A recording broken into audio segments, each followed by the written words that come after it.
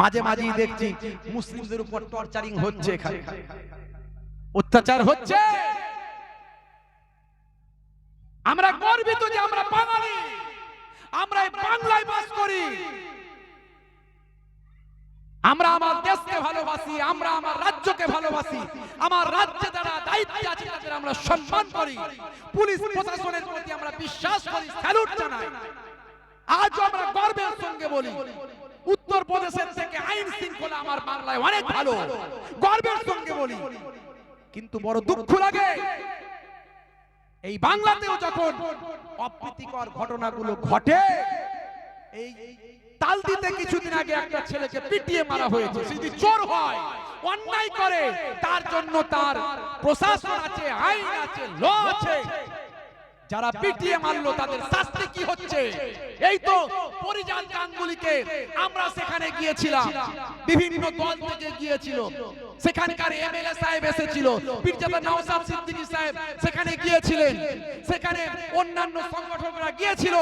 আমরাও lecturers association of বেঙ্গলের পক্ষ থেকে আপনারা জানেন আলেম ওলামা বক্তা হুজুরদের নিয়ে আমাদের একটা সংগঠন আছে, প্রায় 100 জন বক্তা কম বেশি, যারা প্রতি রাত্রে কমপক্ষে 1 লক্ষ মানুষের কাছে কথা বলি। আমরা আমাদের আলোচনার টেবিলে যেটা ঠিক করব, এই কথাটা প্রত্যেক রাত্রে বলতে হবে, 1 লক্ষ মানুষের কাছে প্রতিদিন পৌঁছাবে। তারপরে তো মিডিয়া আছে, ভিউজ আছে, মিলিয়ন মিলিয়ন ভিউজ হতে পারে কোনো বক্তব্য। আমরা সেখানে কি হুঙ্কার দিয়েছিলাম? আমরা কোনো পলিটিক্যাল পারসন নয়, আমরা পথে যখন তখন নামি না, যখন তখন ধর্মগুরুরা পথে নামবে না, নামা সম্ভব নয়। কারণ তারা ধর্মের প্রতিনিধিত্ব করে, কোন পার্টির প্রতিনিধিত্ব করে না, কোন দলের প্রতিনিধিত্ব করে না। কিন্তু সমাজে যখন অরাজকতা তৈরি হবে, অন্যায় তৈরি হবে, তখন প্রয়োজনে যদি মনে করে যে এখানে বেরোনো উচিত, বেরোবে। ইন্টারন্যাশনাল নিউজ হয়েছিল দুর্গাপুর, আমরা দেখেছিলাম যে এখানে আমাদের যাওয়া উচিত। আমরা সেখানে প্রায় 20-25 জন বক্তা হুজুর, যারা ভাই আমার মুসলিম সমাজের যারা প্রতিনিধিত্ব করে বক্তব্যের জগতে, যাদের কথা লক্ষ লক্ষ মানুষ শুনে, আমরা সেখানে গিয়ে বলেছিলাম সরকারের বিরুদ্ধে, প্রশাসনের বিরুদ্ধে আমরা গর্জন করেছিলাম। শোনো, আমরা কোন পার্টির পলিটিক্যাল পার্টির প্রতিনিধিত্ব করতে এখানে আসিনি, আমরা এসেছি এই অন্যায়গুলোর বিরুদ্ধে। আমরা এখনো গর্ববোধ করি আমার রাজ্যকে নিয়ে, আমার রাজ্যের প্রশাসনকে নিয়ে গর্ববোধ করি। কিন্তু মাথায় রাখতে হবে, যদি এই কালপিট ধরা না পড়ে, তাহলে কিন্তু আমরা আমাদের বক্তব্য লাইন চেঞ্জ করব। কিভাবে বক্তব্য রাখলে মানুষের কাছে বার্তা দেওয়া যাবে? কারণ আমরা নিরপেক্ষতার সঙ্গে কাজ করি, আমরা প্রকাশ্যভাবে আজ পর্যন্ত কোনো পলিটিক্যাল পার্টিকে সাপোর্ট করতে বলিনি। কিন্তু প্রয়োজন হলে ভোটের আগে আমরা যদি ঘোষণা করি নিরপেক্ষভাবে যে এই দলকে ভোট দেওয়া উচিত, তাহলে আশা করি বাংলার একটা জাতি, ধর্ম, বর্ণ নির্বিশেষে, দল, মত, মাযহাব, সিলসিলা বিশেষ, তারা কিন্তু আমাদের কথাকে গ্রহণ করবে। কারণ আমরা কোনোদিন কোনো পলিটিক্যাল পার্টির পক্ষে বিপক্ষে ডাইরেক্ট কথা বলি না। হে তরুণ যুবকেরা, আল্লাহর নবী বললেন, মান হাব্বা সুন্নতি ফাকাদ আহাব্বানি ওয়া মান আহাব্বানি কানা মাই ফিল জান্নাহ। যে আমার সুন্নতকে ভালোবাসলো সে আমি রাসূলকে ভালোবাসলো, আর যে আমি রাসূলকে ভালোবাসলো সে আমার সঙ্গেই জান্নাতি হয়ে গেল। রাসূলকে ভালোবাসলে আপনাকে কি করতে হবে? রাসূলের সুন্নত, তরিকা, নির্দেশ আপনাকে মানতে হবে। কথা ঠিক না ভুল বলে? কথা ঠিক না ভুল বলে? হে তরুণ যুবকেরা, হে আমার বন্ধুরা, হে আমার মুরব্বিয়ানেরা, শুনে রেখে দিন বাবা, আল্লাহর নবীর আখলাক চরিত্রে নিজেদের চরিত্রকে বাস্তবায়িত করতে হবে। আল্লাহর নবীর আখলাকে, নিজেদের আখলাককে গড়তে হবে। হে তরুণ যুবকেরা, হে আমার মুরব্বিয়ানেরা, শুনে রেখে দিন বাবা, জেনে রেখে দিন বাবা, পৃথিবীতে চারিদিকে অরাজকতা চলছে, অশান্তির আগুন দাউ দাউ করে চলছে, কিয়ামতের আগমন আস্তে আস্তে লক্ষ্য করা যাচ্ছে, আলামতগুলোর বহিঃপ্রকাশ ঘটছে। হে তরুণ যুবকেরা, কিয়ামতের বড় বড় যে আলামতগুলো আছে, তার মধ্যে আস্তে আস্তে বড় বড় আলামতগুলো সামনে আসার যে প্রেক্ষাপট, সেই প্রেক্ষাপট তৈরি হচ্ছে। বন্ধুরা আমার, হে তরুণ যুবকেরা আমার, মানুষের মন থেকে দয়া মায়া ভালোবাসা মহাব্বত সব উঠে যাচ্ছে, আত্মীয়তা বিচ্ছিন্ন হয়ে যাচ্ছে। আত্মীয়তা বলে আর কিছু নাই বাবা। গান বাজনা অশ্লীলতা ঘরে ঘরে, পকেটে পকেটে, মোবাইলে মোবাইলে। হে তরুণ যুবকেরা আমার, হে আমার বন্ধুরা, ভাইরা আমার, মুরব্বিয়ানিরা, মানুষ যে কোনো অবস্থায় যাকে তাকে মার্ডার করে দেয়া হচ্ছে, খুন করা হচ্ছে। যাকে খুন করা হচ্ছে সে জানে না কেন তাকে মারা হলো, আর যে মারলো সেও জানে না কেন আমি তাকে মেরে ফেললাম। হে তরুণ যুবকেরা, হে আমার মুরব্বিয়ানিরা, সারা পৃথিবীতে মালহামা শুরু হবে, বিশ্বযুদ্ধ শুরু হবে। এই বিশ্বযুদ্ধে সারা পৃথিবীর 1/3 মানুষ ধ্বংস হয়ে যাবে, অর্থাৎ পরমাণু বোমা নিয়ে যুদ্ধ শুরু হবে। শুধু সময়ের অপেক্ষা। নেতারা বলছে, ভাইরা আমার, তরুণ যুবকেরা আমার, মিস্টার থানি বলছে আমরা ইসরায়েলকে ছেড়ে কথা বলবো না। হে তরুণ যুবকেরা, হে আমার মুরব্বিয়ানেরা, শুনে রেখে দিন বাবা, জেনে রেখে দিন, এই মধ্যপ্রাচ্য থেকে যুদ্ধটা শুরু হবে, মালহামা শুরু হবে, বিশ্বযুদ্ধ শুরু হবে। হে তরুণ যুবকেরা, এই যুদ্ধে আমেরিকা একটা পক্ষ হয়ে যাবে, রাশিয়া চীন একটা পক্ষ হয়ে যাবে। সারা পৃথিবী আড়াআড়িতে ভাগ হবে, পরমাণু যুদ্ধ শুরু হবে। পৃথিবীর 1/3 মানুষ মারা যাবে, সারা পৃথিবীতে মালহামা শুরু হবে, আধুনিকতা ধ্বংস হয়ে যাবে, সারা পৃথিবীর আধুনিকতা জিনিসগুলো সব ধ্বংস হয়ে যাবে। মানুষ আবার পূর্বের মতো বা আমার ওই আদিম যুগের মতো এমন একটা সিচুয়েশন তৈরি হয়ে যাবে। হে তরুণ যুবকেরা, পরমাণু বোমা মানে বুঝতে পারছেন, আজ থেকে 1947 বা আমার 48-47 সাল, হে তরুণ যুবকেরা আমার, আজ থেকে কয়েক শত বছর আগে, হে তরুণ যুবকেরা ভাই আমার, জাপানের হিরোশিমা নাগাসাকিতে পরমাণু বোমা নিক্ষেপ করেছিল, অ্যাটম বম নিক্ষেপ করেছিল আমেরিকা। আজও সেই জায়গাতে বিকলাঙ্গ মানুষ তৈরি হয়, সেখানকার মানুষ এখনো সুস্থভাবে জীবন যাপন করতে পারেনি। তৎকালীন যুগের অ্যাটম বমের, পরমাণু বোমার যে ক্ষমতা, আজকের পরমাণু বোমার ক্ষমতা কয়েক হাজার গুণ শক্তি। এই রকম হাজার হাজার বোমা সারা পৃথিবীর বড় বড় নেতাদের কাছে আছে। যদি একবার যুদ্ধ শুরু হয়ে যায়, সারা পৃথিবীর 1/5 মানুষ ধ্বংস হয়ে যাবে, 1/3 মানুষ ধ্বংস হয়ে যাবে। এগুলো কিয়ামতের আলামত। হে তরুণ যুবকেরা, হে আমার বন্ধুরা, ওদিকে দাজ্জাল বের হয়ে আসবে। দাজ্জাল এক হাতে তার থাকবে জান্নাত, আর এক হাতে তার থাকবে জাহান্নাম। হে তরুণ যুবকেরা, হে আমার মুরব্বিয়ানেরা, মুসলমান, আসলে জান্নাত জাহান্নাম মানে হলো তাকে আল্লাহ এমন একটা ক্ষমতা দেবেন, সারা পৃথিবীর মানুষ মনে করবে এটাই তো জান্নাত, এটাই তো জাহান্নাম। আসলে সে যখন কোন মানুষকে হত্যা করে তার জাহান্নামে ফেলবেন, এই হত্যা করার কারণে আল্লাহ জান্নাতে চলে যাবে। আর সে যখন কোন মানুষকে জান্নাত দেখাবেন, মনে রাখবেন ওটা জান্নাত নয়, ওটা হলো তার পায়ামার, তার একটা মানুষকে ভ্রম তৈরি করা। আসলে সে একটা জান্নাত মান, তার একটা ক্ষমতা আল্লাহ দেবেন। এটা নিয়ে অনেক বিতর্ক আছে। রবট তৈরি হয়েছে, রবট, আপনারা জানেন রবট তৈরি হয়েছে। বাড়ির এমন কোনো কাজ নাই যে রবট করতে পারে না, বাড়ির এমন কোনো কাজ নাই যে রবট করতে পারে না। ভারতবর্ষের সবচেয়ে দামি রবট যিনি কিনেছেন তিনি হলেন নীতা আম্বানি। কে কিনেছে জানেন? নীতা আম্বানি, মুকেশ আম্বানির স্ত্রী। বাড়ির সব কাজ রবটে করে। বোম্বাইয়ে 27 তলা বিল্ডিং, ওয়াকফ সম্পত্তির জায়গায় মামলা হয়েছে, বুঝতে পারছেন? মাত্র অল্প কিছু টাকা দিয়ে ওয়াকফ প্রপার্টি কিনে নিয়ে শত শত কোটি টাকার সম্পত্তি কিনে নিয়েছে, অল্প কয়েক কোটি টাকা দিয়ে কিনে সেখানে বিশাল বাংলো করেছে, 27 তলা বিল্ডিং, 3-4টে হেলিপ্যাড সেখানে নামবে, ঝুলন্ত বাগান আছে, ঝুলন্ত বাগান, আর কত কি আছে বলা মুশকিল, বুঝতে পারছেন? এরা হচ্ছে সব এরা হচ্ছে দেশটাকে কন্ট্রোল করছে, এই সমস্ত ধনী মানুষেরা। এদের কাছেই তো সব টাকা, এরাই তো সরকারকে চাঁদা দেয়। তাই এদের জন্য অনেক কিছু হবে, কত আইন পাস হয়ে যাবে, রাতারাতি আইন চলে আসবে। আখেরি জামানা বাপ, কিয়ামতের আলামত এগুলো।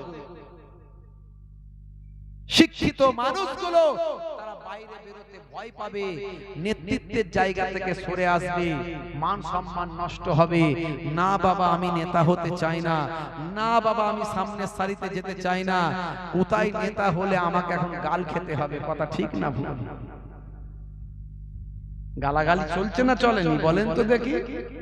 কি জি চলছে গালাগালি? হ্যাঁ। হে তরুণ যুবকেরা, হে আমার বন্ধুরা, শুনে রেখে দিন বাবা, জেনে রেখে দেন, এগুলো সব কিয়ামতের আলামত। আল্লাহর নবী বলেছেন এই রকম পরিস্থিতি যখন দেখবে তখন তোমরা কোরআন এবং হাদিস পাককে আঁকড়ে ধরবে, বাড়ি থেকে কম বেরোবে, বাড়ি থেকে কম বেরোবে, কোরআন এবং হাদিসকে আঁকড়ে ধরবে, ইবাদতে মগ্ন থাকবে। এবারে আমি যদি বলি যে আমি বেশি ঝামেলায় যাব না, তাও কিছু মানুষ ছাড়বে না। কেন যাবে না? কেন করবে না? হে তরুণ যুবকেরা, হে আমার বন্ধুরা, হে আমার মুরব্বিয়ানেরা, শুনে রেখে দিন বাবা, বিশেষজ্ঞরা বলছে এআই, আর্টিফিশিয়াল ইন্টেলিজেন্স, যার মাধ্যমে রোবট কাজ করছে, রোবট সবকিছু আর্টিফিশিয়াল ইন্টেলিজেন্সের মাধ্যমে সবকিছু বুঝতে পারছে, আপনার কথা বুঝছে, আপনি যে কাজটা করতে বলবেন রোবট সেটা করবেন। হে তরুণ যুবকেরা, হে আমার মুরব্বিয়ানেরা, যারা ইন্টারনেট নিয়ে ঘাটাঘাটি করে তারা জানে আর্টিফিশিয়াল ইন্টেলিজেন্স কি, অর্থাৎ আপনার কত কথা, আপনি কিন্তু নন, আপনার আওয়াজটা তার মাধ্যমে লাগিয়ে দেওয়া হবে, আপনার শরীর কিন্তু নয়, আপনার শরীরের সঙ্গে তার শরীরটাকে লাগিয়ে দেওয়া হবে। হে তরুণ যুবকেরা, আর্টিফিশিয়াল ইন্টেলিজেন্সের মাধ্যমে যা নয় তাই করে দেখিয়ে দেওয়া হবে। আস্তে আস্তে এত ডেভেলপমেন্ট করবে, বিশেষজ্ঞরা বলছেন সে এআই কে কন্ট্রোল করতে শুরু করবে। দাজ্জালের টেকনোলজি এত হাই হবে, তার ডান দিকে থাকবে ভাই আমার জান্নাত, বাম দিকে থাকবে জাহান্নাম। হে তরুণ যুবকেরা, সে মাটিতে বৃক্ষ গাছ বপন করে দেবে, অটোমেটিক গাছ বড় হবে, সঙ্গে সঙ্গে গাছ থেকে ফসল পেরে মানুষকে খাইয়ে দেবে, ফল করে খাইয়ে দেবে। গম ভাই আমার, গম থেকে আটা বানিয়ে রুটি বানিয়ে মানুষকে খাইয়ে দেবে। এটা অনেকে বলছে আর্টিফিশিয়াল ইন্টেলিজেন্স মানুষের ভ্রমকে নষ্ট করবে, মানুষের ভাবনা চিন্তা ব্রেনকে কন্ট্রোল করে নেবে, মানুষকে ব্রেনকে কন্ট্রোল করে ওটা দেখিয়ে দেবে। হে তরুণ যুবকেরা, তবে মনে রাখবেন ভাই আমার, দাজ্জাল কিন্তু আসবে, হাদিস থেকে প্রমাণ। আল্লাহর নবী বলেছেন দাজ্জাল আসবে, তার একটা চোখ কানা হবে, তার কপালে লেখা থাকবে কাফের। হে তরুণ যুবকেরা, হে আমার বন্ধুরা, তার আগে পৃথিবীর জমিনে আগমন করবেন হযরত ইমাম মাহদী আলাইহিস সালাম। জোরে হবে না? জোরে হবে না? বাংলাদেশে একটা বিরাট গন্ডগোল চলছে, আপনারা জানেন। বাংলাদেশে কিছুদিন থেকে বিরাট গন্ডগোল চলছে। একটা পাগল মানুষ ছিল, পাগল, সে বলতো পাগল, হ্যাঁ, তার নাম হচ্ছে নুরা পাগলা, নুরুল হুদা, নুরা পাগলা। সে নাকি আবার পীর সাহেব, সে নাকি আবার পীর সাহেব, তাদের নাকি অনেক ভক্ত আছে, মুরিদ আছে। সে মারা গিয়েছিল 23 আগস্ট। 23 আগস্ট মারা যাওয়ার পরে তার ভক্তরা মাটির নিচে নয়, এই জমিনের সমান সমতলে নয়, জমিন থেকে তুলে 12 ফুট উপরে দাফন করেছে। শুনেছেন কোনদিন বাপের কালে যে কবর মাটির নিচে নয়, মাটির উপরে হয়েছে? মাটির উপরে কবর দিয়েছে। হে তরুণ যুবকেরা, বাংলাদেশের মানুষজন সেখানে গিয়ে তার কবর থেকে ডেড বডি 14 দিন পরে তুলে সিন্দুক থেকে বের করে ভেঙে ভুঙে সেখান থেকে ডেড বডিকে তুলে নিয়ে আগুন দিয়ে পুড়িয়ে দিয়েছে, ঘর বাড়ি ভেঙে দিয়েছে, মাজার ভেঙে দিয়েছে। সারা পৃথিবীর মানুষ ভাই আমার দেখলো সারা পৃথিবীর মানুষ খবর রাখলো, দেখলো মুসলমানেরা মাজার ভাঙছে, মানুষ জান ভাই আমার মৃত মানুষকে মুসলমান পুড়িয়ে দিচ্ছে। এই পাগলা যেটা করেছিল সে হলো নিজে একজন ভণ্ড পীর। সে নাকি নিজেকে ইমাম মাহাদি বলে দাবি করেছিল। ইমাম মাহাদি যে সে হবে না বাপ, ইমাম মাহাদিকে পৃথিবীর কোন মানুষ চিনতে পারবে না। আর যিনি ইমাম মাহাদি হবেন তিনি নিজেও জানেন না আমি ইমাম মাহাদি হব। হে তরুণ যুবকেরা, হে আমার মুরব্বিয়ানেরা, যখন মানুষজন কাবা ঘর তওয়াফ করবেন এমন সময় সারা পৃথিবীতে অশান্তির আগুন দাউ দাউ করে জ্বলবে। অনাচার, অত্যাচার, পাপাচার, লুকাচার, চারিদিকে হত্যা, খুন খারাপি, মারপিট, মালহামা, দাঙ্গা হাঙ্গামা চলতে থাকবে। সারা পৃথিবীতে অস্থিরতা চলতে থাকবে। এমন সময় দেখা যায় আল্লাহর বাইতুল্লাহ শরীফ তিনি তওয়াফ করবেন। হে তরুণ যুবকেরা, আল্লাহর নবী বলেন ইমাম মাহদি যিনি হবেন তার নামটা হবে আমার নামের নাম, তার নামটাও হবে আমার নামের নাম, তার কুনিয়াত বংশটা হবে আমার বংশের বংশ। মা ফাতেমার থেকে তার বংশ আসবে। তার পিতার নাম হবে আব্দুল্লাহ আর মায়ের নাম হবে আমিনা। তার চেহারা সম্পর্কে আল্লাহর নবী বর্ণনা করেন তাকে মানুষ কেউ চিনতে পারবে না, তিনিও জানতে পারবেন না আমি ইমাম মাহাদি। তিনি আল্লাহর বাইতুল্লাহ শরীফ তওয়াফ করবেন। এমন সময় তার চেহারা, তার কাজকর্ম, তার ভাই আমার তার সবকিছু বুঝতে পারবে মানুষজন। বুঝতে পেরে মানুষজন তাকে ইমাম মাহাদি বলে স্বীকৃতি দেবে। এমন সময় তার কাছে মানুষজন বায়াত গ্রহণ করবে। বাইতুল্লাহতে থাকবে, দেখা পাওয়া যাবে, কাবা ঘরে তাকে দেখা পাওয়া যাবে। আর সারা দুনিয়ায় এখানে ইমাম মাহাদি বেরোচ্ছে, ওখানে ইমাম মাহাদি বেরোচ্ছে। পাকিস্তানে একটা টেকো মতো ব্যক্তি আছে, কপালটা অনেকটা উঁচু, চুলটা পাতলা, প্যান্ট শার্ট পরে, গোপ নাই, দাড়ি নাই, নায়ক নায়ক চেহারা। সে বলে সেও নাকি ইমাম মাহাদি, স্বপ্নে নাকি অনেক কিছু বলে। ভণ্ডামির জায়গা, ভণ্ডামির এমন একটা জায়গায় গিয়ে পৌঁছেছে মানে মুশকিলের ব্যাপার। আপনি ধরতেই পারবেন না কোনটা ভণ্ড, কে ভণ্ড আর কে ভণ্ড নয়। আবার আমার মতো যদি জুব্বা পরে দাঁড়িয়ে রেখে এরকম ডায়লগ দেয়, বলে ওরে বাপ রে বাপ, মনে হয় অরিজিনালি হবে। বুঝতে পারছেন? এই ভাই আমার মুরা পাগলা এও নাকি ইমাম মাহাদি বলে নিজেকে দাবি করেছিল। আবার রাসূল বলেও নাকি দাবি করেছিল। হে তরুণ যুবকেরা, হে আমার মুরব্বিয়ানেরা, ভাই আমার বাংলাদেশের মানুষগুলো তার কবরটাকে ভেঙে দিয়েছে। ভাই আমার শিরক হবে এই চিন্তা ভাবনা করে। মনে রাখবেন, কেউ যদি অন্যায় করে আপনার রাইটটা কে দিয়েছে ভাঙার? নিরপেক্ষ দৃষ্টিতে কথা বলতে হবে। ওই ব্যক্তি একজন ভণ্ড, এটা সত্য। যদি তিনি ভণ্ডামির কাজ করে থাকেন অবশ্যই ভণ্ড। যদি তিনি তার মুরিদদের সম্পর্কে শিরকি কথা বলেন অবশ্যই ভণ্ড। যদি তিনি ইমাম মাহাদি বলে নিজেকে দাবি করেন তার ঈমান নষ্ট হয়েছে। হে তরুণ যুবকেরা, হে আমার মুরব্বিয়ানেরা, কিন্তু এই পৃথিবীতে কত নাস্তিক আছে, কত ভাই আমার মুশরিক আছে, কত বাবা ইহুদি নাসারা আছে, ভাই আমার সে তার ধর্ম করছেন। আপনি তার ধর্মে গিয়ে আঘাত করতে পারেন না, কারণ আপনি জোর করে তার ধর্ম ভেঙে দিতে পারেন না, তার মাজারটা ভাঙতে পারেন না।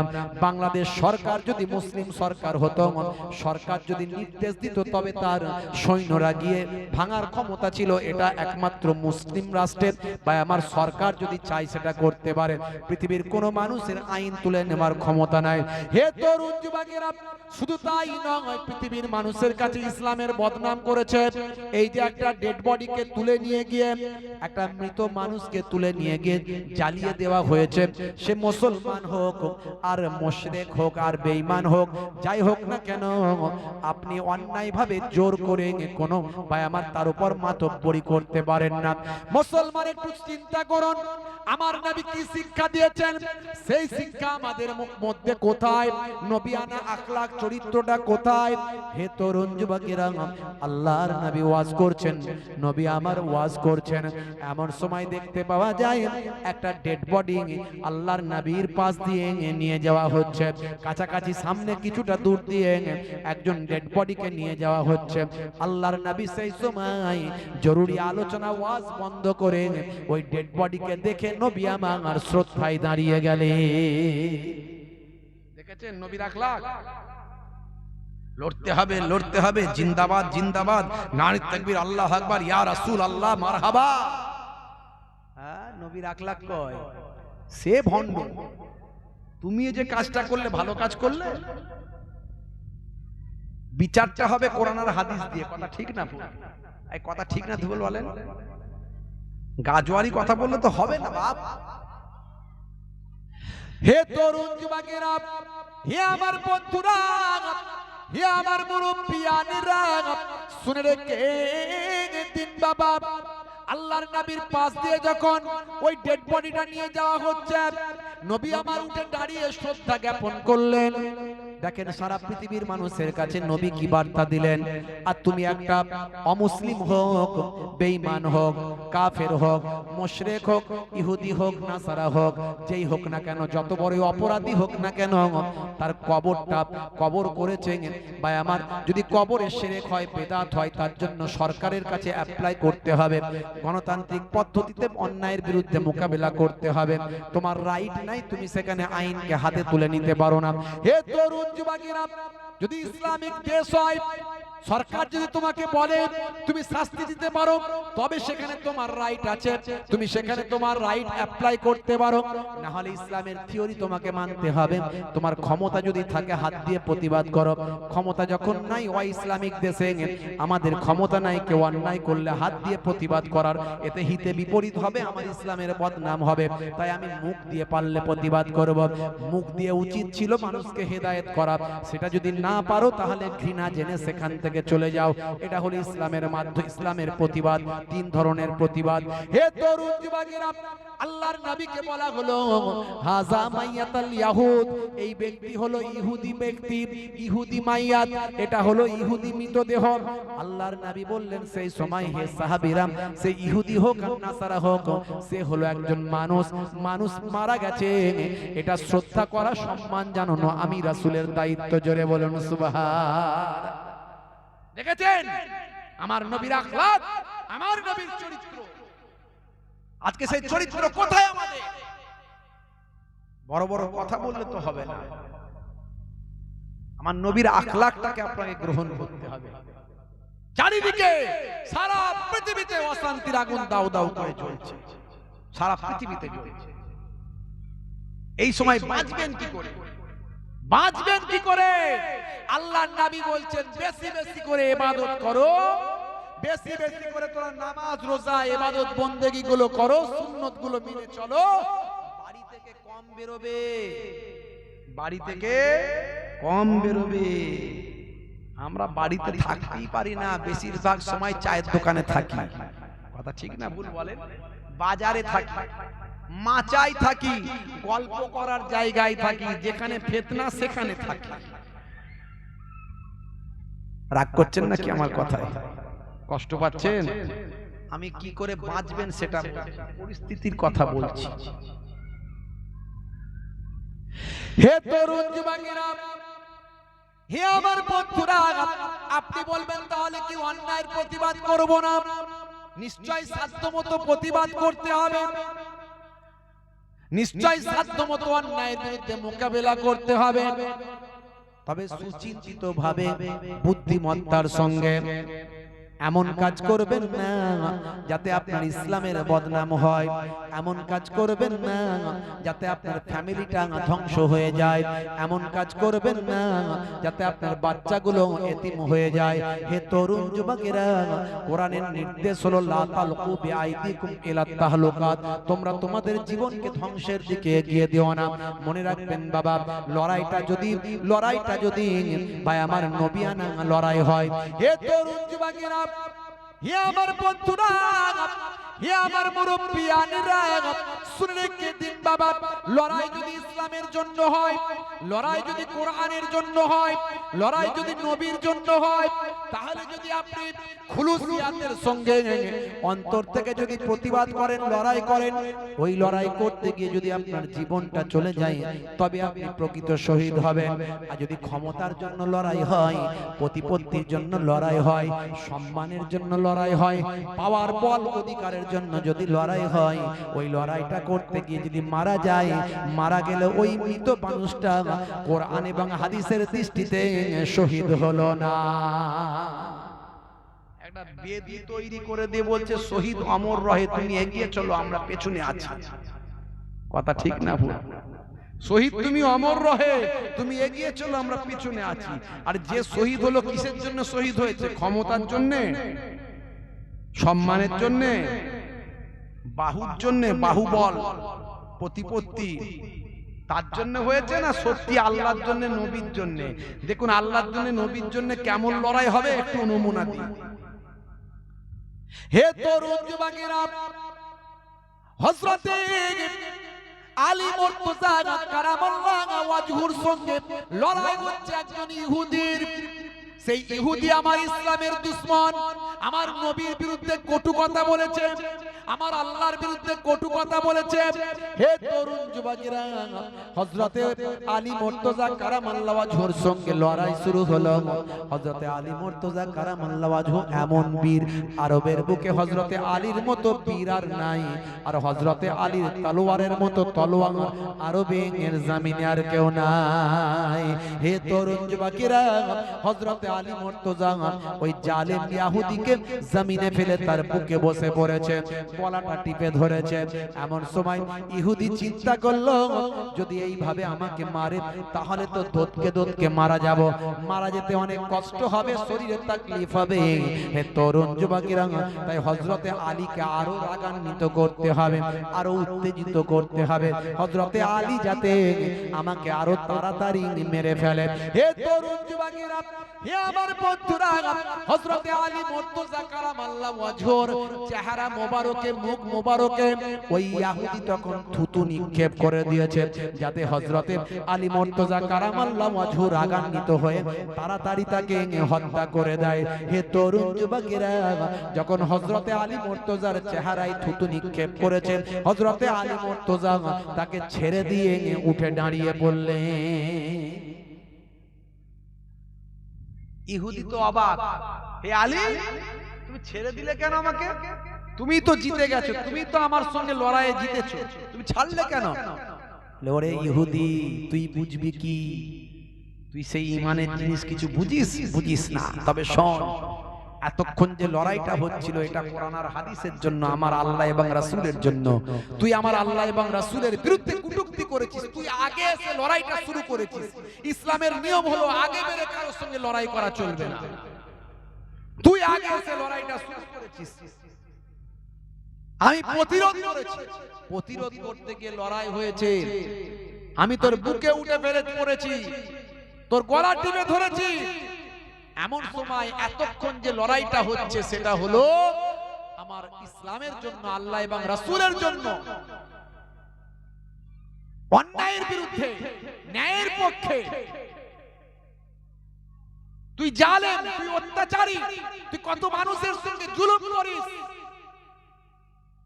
তোর সঙ্গে আমার লড়াইটা হচ্ছিল এতক্ষণ হক আর না হকের বিরুদ্ধে, হকের সঙ্গে না হকের বিরুদ্ধে, ইসলামের জন্য, কোরআনের জন্য, নবীর জন্য, আল্লাহর জন্য। আর যখন তুই থুতুটা আমার মুখে দিলি, তখন আমার রাগ হয়ে গেল, আমার নফসটা, আমার নফস তখন আরো রাগান্বিত হয়ে গেল। এরপরে আমি যদি লড়াইটা করতাম তাহলে হয়ে যেত নিজের জন্য, তাই আমি তোকে ছেড়ে দিলাম, যাতে আমি নিজের জন্য তোকে মারতে চাই না, ছেড়ে দিলাম। মানে এই তোমাদের ইসলাম? বলে হ্যাঁ। তাহলে সেই ইসলাম আমাকে শেখাও হে আলী, আমি সেই নবীর শিষ্য হতে চাই। জোরে হবে না?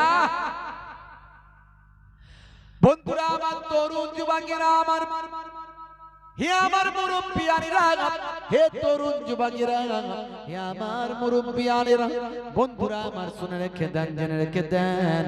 হে মুসলমান একটু লক্ষ্য করুন, আল্লাহর নবী কি শিখিয়েছেন আপনার মধ্যে দয়া, মায়া, ভালোবাসা, প্রেম। হে তরুণ যুবকেরা, নবীর আখলাক, নবীর চরিত্র আপনাকে আমাকে জানতে হবে, আল্লাহর নবীর চরিত্র আপনাকে আমাকে বুঝতে হবে। মুসলমান একটুখানি খেয়াল করুন, শুনে রেখে দেন। হে জওয়ান যুবকেরা, হে আমার বন্ধুরা, হে আমার মুরব্বিয়ানেরা, নবী আমার ছোট্ট বয়স, বাচ্চা বয়স, 8 বছরের ভাই আমার 9 বছরের আমার নবী কিশোর মানুষ, একেবারে অল্প বয়স, মাত্র কিশোর নবী আমার রাস্তা দিয়ে যাচ্ছেন।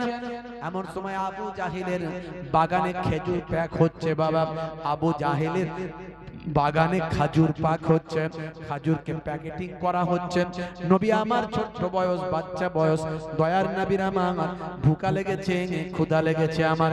হে তরুণ যুবকেরা, আল্লাহর নবী টুক টুক টুক টুক করে সেই সময় চাচা আবু জাহিলের খাজুর বাগানের কাছে, চাচার কাছে চলে গেল। যতই হোক উনি তো আমার চাচা, তো চাচার কাছে যদি ভাতিজা গিয়ে কিছু চাই, নিশ্চয় চাচা দেবে কি দেবে না।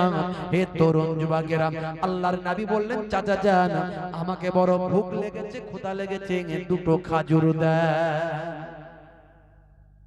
দুটো খাজুর আমাকে দেন। বন্ধুরা আমার, তরুণ যুবকেরা আমার, হে আমার মুরব্বিয়ানেরা, হে যুবকেরা, সেই সময় চাচা আবু জাহেল আল্লাহর নবীকে বললেন, বাবা মুহাম্মদ, তোমাকে আমি দুটো খাজুর দিতে পারি, কিন্তু তোমাকে একটা কাজ করতে হবে। ওই যে আমার ইহুদি গোলামটা খাজুর প্যাক করছে, ওই যে বস্তাটা ওখানে আছে, ওই বস্তাটা একটু বাড়িতে পৌঁছে দিতে হবে। বাবা মুহাম্মদ, তুমি যদি ওই বস্তাটা পৌঁছে দাও, তোমাকে আমি দুটো খাজুর দেব। হে তরুণ যুবকেরা, আল্লাহর নবী আখির জামানার পয়গম্বর, জগতের শেষ নবী, শিশু নবী আমার, কিশোর নবী, আহারে দয়ার নবী, কি আমার আখলাক দেখালেন, কি চরিত্র দেখালেন। চাচা জানকে বললেন, কোনো অসুবিধা নাই চাচা জান, আমি আপনার ওই খাজুরের বস্তাটা বাড়িতে পৌঁছে দিয়ে আসছি। ওই ইহুদির কাছে গিয়ে বলে, ভাই, ও ভাই শোনো, ওই খাজুরের বস্তাটা আমার মাথায় চাপিয়ে দাও। এমন সময় ইহুদি বলল, হে বাচ্চা, হে ছোট মানুষ, তুমি কি এত বড় খাজুরের এই বস্তাটা তুমি মাথায় নিতে পারো? হে তরুণ যুবকেরা, আল্লাহর নবী, দয়ার নবী, রাহমাতুল লিল আলামিন বললেন, হে বাবা, বাবা তুমি আমার চাচা জানের খাদেম, বৃত্ত, হে চাচা জানের তুমি গোলাম, শোনো, তোমার ও নিয়ে ভাবতে হবে না, তুমি আমার মাথায় চাপিয়ে দাও, আমি ঠিক পৌঁছে দেবো ইনশাআল্লাহ। এই বলে নবী আমার, কিশোর নবী, ছোট বয়স, ওই বাবা, ভাই আমার, দোস্ত আমার, ওই খাজুরের ভাই আমার বস্তাটা আল্লাহর নবী বড় কষ্ট করে নিজের মাথায় নিলেন। আস্তে আস্তে গুটি গুটি পায়ে নূর নবী আমার আবু জাহিলের বাড়িতে পৌঁছে দিয়ে টুক টুক টুক টুক করে এবার হেঁটে আসলেন। বড় কষ্ট করে তাকলিফ করে বাড়িতে পৌঁছালেন। পৌঁছে আবার চাচা জানের বাগানের সামনে এলেন। এসে চাচা জানকে বলেন, চাচা জান, আপনার বাড়িতে খাজুরের বস্তাটা পৌঁছে দিয়েছি, এবার আপনি আমাকে দুটো খাজুর দেন, বড় ভুক লেগেছে, ক্ষুধা লেগেছে। এরকম চাচা আছে না নাই?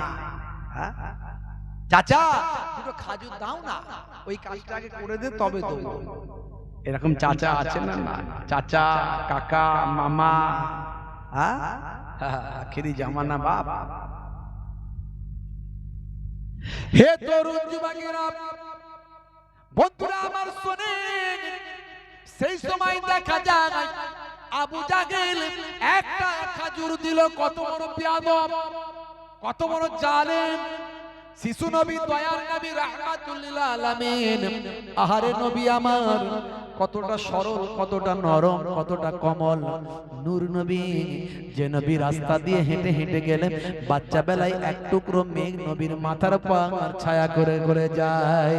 যে নবী আমার আম্মা জান হালিমাতুস সাদিয়ার ভাই আমার ওই উটের উপর যখন বসেন, উটনির ভাই আমার স্তনে দুগ্ধ ফিরে আসে, আর উটনি শক্তিশালী ভাই আমার উটেতে পরিণত হয়ে যায়। নবী আমার যখন সাদ গোত্রের ভাই আমার হালিমাতুস সাদিয়ার সেই গোত্রে গিয়ে যখন হাজিরা দেন, সেই জায়গাতে যেখানে ঘাস নাই নবীর ওসিলায় সেখানে খাদ্যে পরিপূর্ণ হয়ে যায়। হযরতে হারেসের বাড়িতে আম্মা জান হালিমাতুস সাদিয়ার বাড়িতে তারপর থেকে নবী যখন গেছেন কোনো অভাব আর হয় না। হে তরুণ যুবকেরা, আল্লাহর নবী যখন বাইরে বের হতেন, দয়ার নবীর মাথাতে এক টুকরো মেঘ ছায়া করে। সেই নবী আমার চেয়েছেন চাচা যান দুটো খাজুর দেন, একটা খাজুর দিয়ে আর দিল না। দয়ার নবী আমার বললেন চাচা যান এটা তো কথা হয়নি, কথা ছিল দুটো খাজুরের। এই কথা বলার পর আবু জাহিল হতভাগা নূর নবী দয়ার নবীর শিশু নবীর চেহারাতে একটা চর মেরে দেয়। নবীর চেহারায় একটা চর মেরে দিল। বন্ধুরা আমার, তরুণ যুবকেরা আমার, আল্লাহর নবী দয়ার নবী রাহমাতুল লিল আলামিন সেই সময় বলেছিলেন চাচা যান চর মেরেছেন অসুবিধা নাই, খাজুরও দিলেন না অসুবিধা নাই, কিন্তু আপনার হাতেতে লাগেনি তো, হাতেতে লাগেনি তো চাচা যান। দেখেছেন নবী আমার আহারে সেই সময় চাচার হাতে লেগেছে কিনা সেই খবরটা নিচ্ছেন। নূর নবী দয়ার নবী মনটা বড় খারাপ, বাড়ির দিকে না গিয়ে পাহাড়ের দিকে চলে যান। এ তরুণ যুবকেরা কিছু সময় পরেই ভাই আমার ওই আবু জাহিলের খাদেম এসে আবু জাহিলকে খবর দেয়, ও আমার মালিক শোনেন যে খাজুরগুলো প্যাকেটিং করা হয়েছিল সেই খাজুরগুলো আর গাছে যে খাজুরগুলো ছিল সেই খাজুরগুলো খাজুর আর খাজুর নাই, সব পাথর হয়ে গেছে। দয়ার নবীকে মেরেছে, নবী কিছু বলেননি, মহান আল্লাহ সব সময় রহমত দিয়ে আমার নবীকে ঘিরে রেখেছেন। জোরে বলুন সুবহানাল্লাহ। অনেক ঘটনা সেই নবী সেই রাসূলের কি আখলাক কি চরিত্র।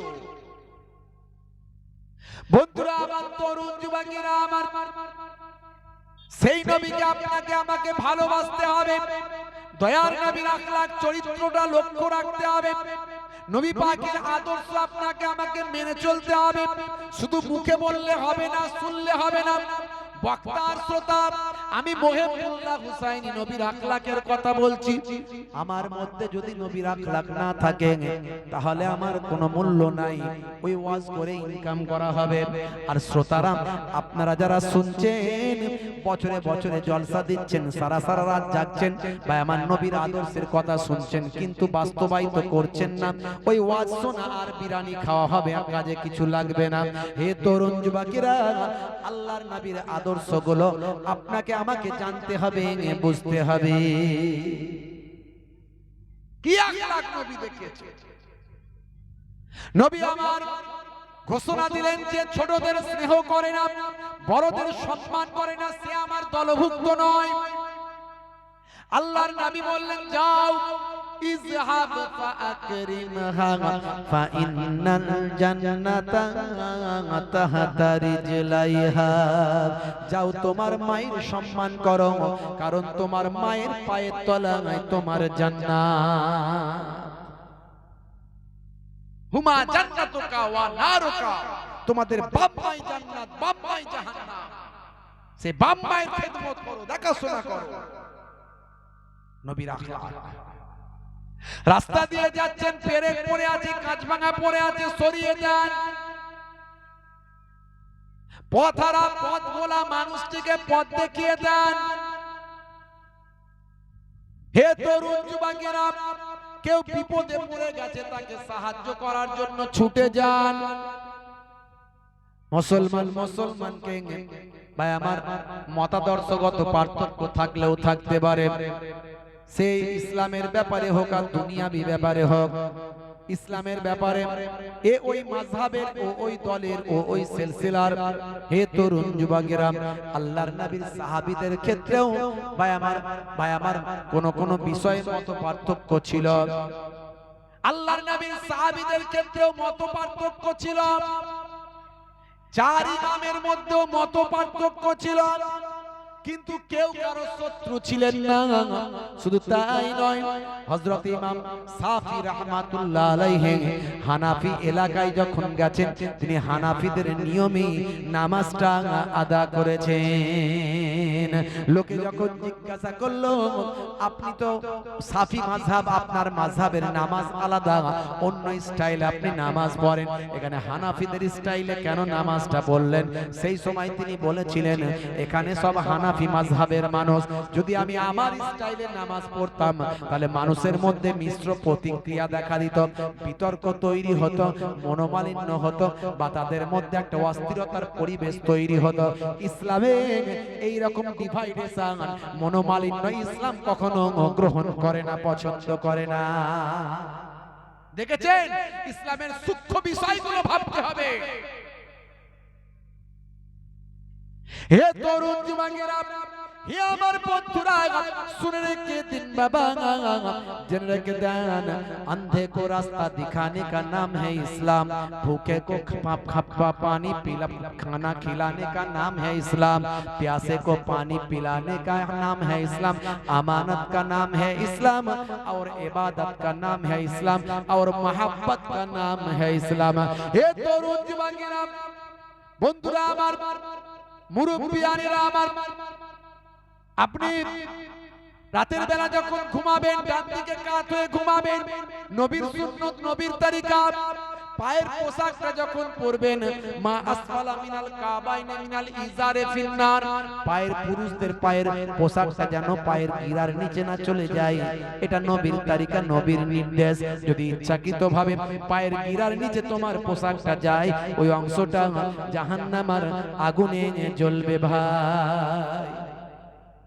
মুসলমানের এখন ছেলেরা দেখবেন পায়ের গিরা পর্যন্ত পোশাক পরছে, আর মেয়েরা ওপর পর্যন্ত আছে না নাই? বন্ধুরা আমার, তরুণ যুবকেরা আমার, মানে এখন সব উল্টো হয়ে গেছে, উল্টো হয়ে গেছে। যেমন হওয়া দরকার ছিল তেমন নয়। বেদানা, বেদানা বুঝেন? বেদানা, বেদানা বুঝেন? বেদানা মানে কি বলে তো?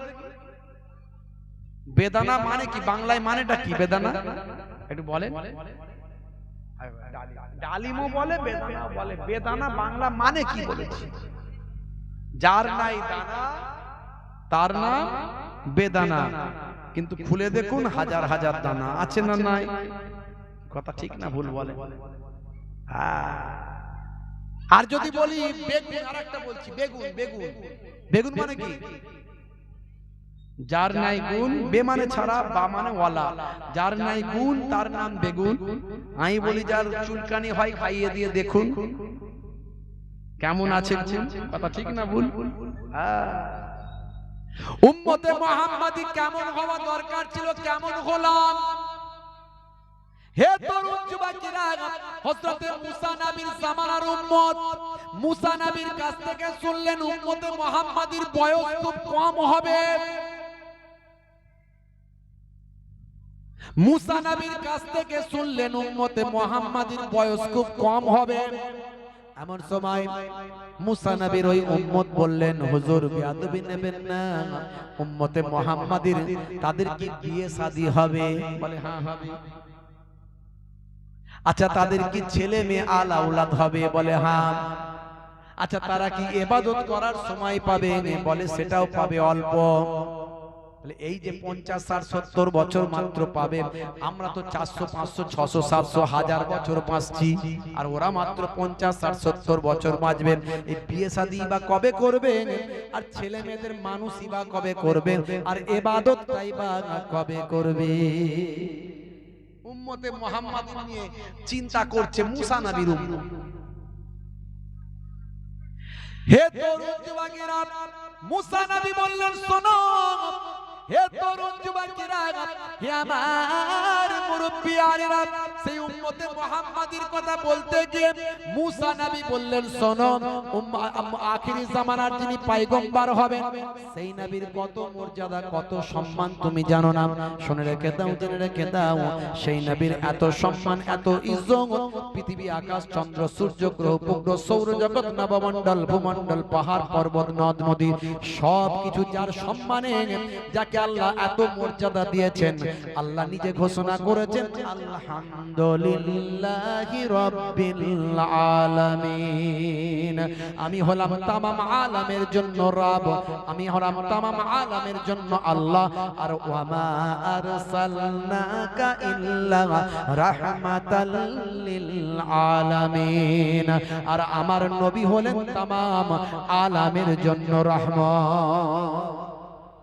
আমি যে আলামের রব আর আমার নবী হলেন সেই আলামের জন্য রহমত। জোরে বলুন সুবহানাল্লাহ। সেই নবীর কত দরজা, তাকে ইমামুল আম্বিয়া করা হয়েছে, নবীদের ইমাম, নেতা। হে তরুণ যুবকেরা, মুসা কালিমুল্লাহ তার উম্মতকে বলেছিলেন, শোনো, আখির জামানার পয়গম্বরের উম্মতদের বয়স কম হবে, এটা সত্য। ভারতবর্ষের মানুষদের গড় বয়স হলো 60 বছর। 60 বছর বয়স গড় বয়স। 60-এর ঊর্ধ্বে যারা যায়, আমি বলি তারা এক্সট্রা টাইম খেলছে। এক্সট্রা টাইম খেলা, এক্সট্রা টাইম ক্রিকেটে খেলে যখন, সেটা হলো ফ্রি হিট। ফ্রি হিটে ছক্কা মারতে হয়, কোনো আউট নাই, কথা ঠিক না ভুল? তার মানে যাদের বয়স 60 বছর পার হয়েছে তাদের ভাই আমার সব সময় শুধু ছক্কাই মেরে যেতে হবে। তার মানে তারা এই টাইমটা পাচ্ছে, মানে অতিরিক্ত বয়স তারা পাচ্ছে। এই বয়সটা শুধু ইবাদত বন্দেগী করেই কাটানো উচিত। কিন্তু কত 70 বছরের চাচাকে দেখবেন নামাজি পড়ে না, রাসূলের সুন্নত মানে না, আছে না নাই? এক্সট্রা টাইম পাচ্ছে ভারতবর্ষের নিরিখে। হে তরুণ যুবকেরা, হে আমার বন্ধুরা, শুনে রেখে দিন বাবা, জেনে রেখে দিন মুসলমান। হযরত মুসা কালিমুল্লাহ সেই সময় বলেছিলেন, শোনো, আখির জামানার পয়গম্বরের উম্মতের বয়স কম হবে, কিন্তু সেই বয়সে তাদের বিয়ে হবে, বাচ্চা কাচ্চা হবে। শুনে রেখে দাও, সংসার ধর্ম তারা করবে, আর তাদের ইবাদতের টাইমটা অনেক কম হবে, কিন্তু তাদের জন্য আমার আল্লাহ এক্সট্রা অফার কিছু দান করেছেন। বিশাল বিশাল অফার কিছু আমার আল্লাহ উম্মতে মুহাম্মাদির জন্য রেখে দিয়েছেন। এক একটা রাতের ইবাদত শত শত বছর, হাজার বছর ইবাদত করার সমান হবে। জোরে হবে না? ইন্না আনজালনাহু ফি লাইলাতিল কদর ওয়া মা আদরাকা মা লাইলাতুল কদর লাইলাতুল কদরি খায়রুম মিন আলফি শাহর। আছে না নাই? এক রাতের ইবাদত হাজার মাস অপেক্ষা উত্তম। জোরে বলুন সুবহান। তাহলে তারা 700 বছর, 800 বছর, 1000 বছর। আউস বিন আনাক বলে একজন ছিলেন, আউস বিন আনাক 3500 বছর বেঁচে ছিলেন। বুঝতে পারছেন? হ্যাঁ? আর আমরা 60 বছর, 50 বছর, 70 বছর, তাই গেলে হয়। এই এক একটা রাত আল্লাহ দিয়েছেন, শবে বারাতের রাত, শবে মেরাজের রাত, হ্যাঁ, আশুরার রাত, ঈদুল ফিতরের রাত, ঈদুল জোহার রাত। এই রাতগুলো গুরুত্বপূর্ণ রাত। আর মুসলমানের ছেলে এই সব ঈদে ভাই 12 রবিউল আউয়াল এ করছে, মিছিল করছে, তো ভালো জিনিস মিছিলের মধ্যে দিয়ে ভালো বার্তা মানুষকে দাও, মানুষকে ভালো ভালো নবীর বার্তাগুলো পৌঁছাও, সুন্দরভাবে মানুষের সেবা করো, অমুসলিমদের মাঝখানে শান্তি সম্প্রীতির বার্তা দাও। আমিও তো এবারে মিছিলে হেঁটেছিলাম এত সুন্দরভাবে, ভাইরা আমার, ওখান থেকে পানি খাওয়ানো হচ্ছিল, মিষ্টি দেওয়া হচ্ছিল, আমার নবীর বাণীগুলো বলা হচ্ছিল, সম্প্রীতির বার্তা দেওয়া হচ্ছিল, এতে কোনো দোষ নাই। কিন্তু ওই জুলুসের নাম করে ডিজে বাজিয়ে নৃত্য করছে, নাচছে, অশ্লীলতা করছে, শার্ট খুলে ওড়াচ্ছে, যেন বিরাট কিছু হচ্ছে। এতে আল্লাহর নবীর সম্মান করা হচ্ছে না, অসম্মান করা হচ্ছে। এই আশুরার দিনে, মুহররমের 10 তারিখে ইমাম হুসাইন রাদিয়াল্লাহু তাআলা আনহু শহীদ হয়েছেন। শুহাদা হুজুররা শাহাদাত বরণ করেছেন। ওরা মিছিল করে, শোক জ্ঞাপনের নাম করে, ডিজে বাজিয়ে অশ্লীল কর্মকাণ্ড করে, শরীর থেকে রক্ত ঝরায়। এই সব অতিরঞ্জিত জিনিসগুলো অইসলামিক কাজ। এই জন্য মুজাহিদুস জামান যা বলেছেন, কোরআন হাদিসের একটা বাইরে নাই। কোন বড় বড় যোগ্য আলেমরা আমার মুজাহিদুস জামান আপনাদের দাদা হুজুর কেবলা আমার পন্নাজান হুজুর পীর কেবলার দেখানো আদর্শ মাসলাককে কখনো অস্বীকার করতে পারে না। জোরে বলুন সুবহানাল্লাহ। ভাইরা আমার, ওই চুনকে পুটকে গুলো যেগুলো কিছু জানে না বোঝে না, ওরা গা জোয়ারি করে ফুরফুরা শরীফের বিরুদ্ধে কিছু বলে। একটা বেরিয়েছিল কদিন ধরে, ওরা ওই যে কদিন ফুরফুরা শরীফের বিরুদ্ধে বলছিল সে কদিন একটু হাইলাইটে ছিল, আবার যেই বলা বন্ধ করেছে ওদের আর কেউ চেনে না, ওরা ওয়াজ নাসিহাত করতে পারে না, বক্তা নয়, ওদের মানুষ পছন্দ করে না। আমি আজকে যদি প্রধানমন্ত্রীর বিরুদ্ধে এক্ষুনি বলি এখান থেকে, কালকে সকালে দেখবেন মিলিয়ন মিলিয়ন ভিউ হয়ে যাবে। আমি কি পাগল নাকি বলবো? বলে নিজের মাছ নিজে নেবো? মানে ভারতের প্রধানমন্ত্রী, ভাবতে হবে না তার বিরুদ্ধে কথা বলা আইনত অপরাধ, কিছু হোক আর নাই হোক আইনত অপরাধ। কারণ দেশের গভর্নর, দেশের প্রধানমন্ত্রী, সে নির্বাচিত দায়িত্বপ্রাপ্ত ব্যক্তি, তার বিরুদ্ধে কথা বলতে গেলে আইন মাফিক কথা বলতে হবে, গণতান্ত্রিক পদ্ধতিতে কথা বলতে হবে, অত সহজ নয়। গায়ে গোশ নাই, গোবরে চর্বি, ঠেলে দিলে উল্টে পড়ে যাবে, নাম রেখেছে হিম্মত আলী, একবার গিয়ে ভরে দিলে বুঝতে পারবে কি হচ্ছে, তারপরে পুলিশের ডান্ডায় ছাল উঠে যাবে। বুঝতে পারছেন? কিছু হয়নি, ভালো আছি আমরা আলহামদুলিল্লাহ। অন্য রাজ্যের থেকে আমরা অনেক ভালো আছি। অন্য রাজ্যগুলো যখন তখন বুলডোজার চালাচ্ছে।